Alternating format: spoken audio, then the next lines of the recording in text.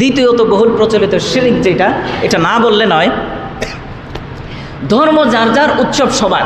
যেহেতু রাষ্ট্র বলে দিচ্ছে ধর্ম নিরপেক্ষতা, এখন এখান থেকেই মুরগির বাচ্চার মতো বা ওই মুরগির ডিমের মতো বের হয়েছে। ধর্ম নিরপেক্ষতা থেকেই আসছে কি ধর্ম যার যার উৎসব সবার।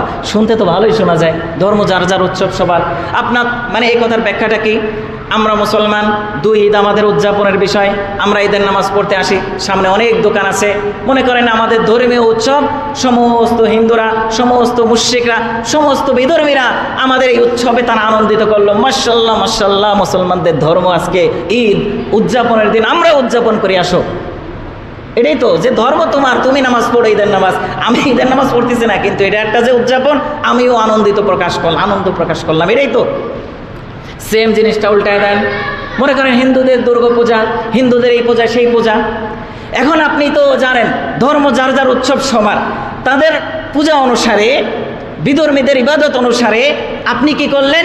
উৎসবটাকে ভাগাভাগি করলেন। আপনি কিন্তু কি মূল পূজাটা করেন নাই, কিন্তু উৎসবটাকে ভাগাভাগি করলেন। এখন আপনার জন্য ইসলামের বিধান কি? সংক্ষেপে একটা কথা শুনে রাখেন। মনে করেন একটা অপরাধ আপনি করেন নাই, কিন্তু অপরাধ সংগঠিত হয়েছে, ওই অপরাধের যেই অপরাধকে ইন্ডিকেট করে যে উদযাপন করা হয়েছে, এই উদযাপনে আপনি গেলেন, এই উদযাপনে আপনি শরীক থাকলেন, একাত্মতা প্রকাশ করলেন, সেখানে কিছু দান সদকায় ইনভেস্টও করলেন, কিন্তু আপনি পূজাটা করেন নাই, ওই অপরাধটা করেন নাই। বলেন তো এর মানে এটা দাঁড়ায় না যে আপনি ওটা সমর্থনকারী?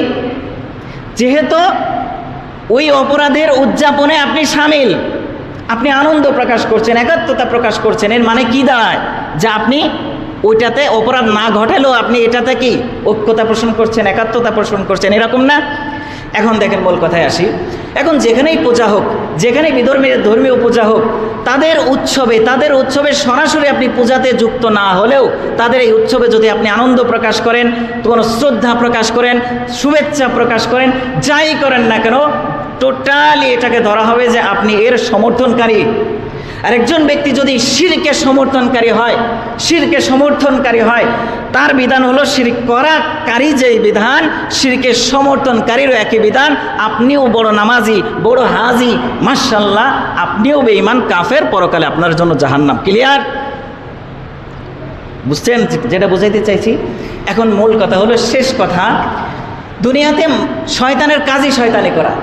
শয়তান তার অনুসারীদের নিয়ে যা করে করুক, কিন্তু আমি আপনি তো শয়তানের অনুসারী না। আমরা তো এক আল্লাহকে বিশ্বাস করি, জান্নাত জাহান্নামকে বিশ্বাস করি, আল্লাহর আযাবকে ভয় করি। এই কারণেই তো আমি আপনি সব কিছু ছেড়ে মসজিদে এসে সেজদা দিচ্ছি। আমার আপনার জন্য না বুঝে শিরককে সাপোর্ট করা, শুভেচ্ছা জানানোর মতো শিরকের কাজে যুক্ত হয়ে ঈমানটা যেন ফুত না হয়ে যায়। মনে রাখবেন, আল্লাহ সুবহানাহু ওয়া তাআলা আমাদেরকে আমল করার তৌফিক দান করেন। সবাই বলেন আমিন। এই বিষয়গুলো খেয়াল রাখবেন, আপনিও এ থেকে বিরত থাকবেন, আপনার সন্তানদেরকেও বিরত রাখবেন, কারণ এগুলো বোঝা যায় না ঈমান কখন ফৌত হয়ে যাবে। আল্লাহ তাআলা আমল করার তৌফিক দান করেন। যারা সুন্নত পড়েননি, কবলা জুমা 4 রাকাত সুন্নত পড়ে নিন। এজন্য কোনো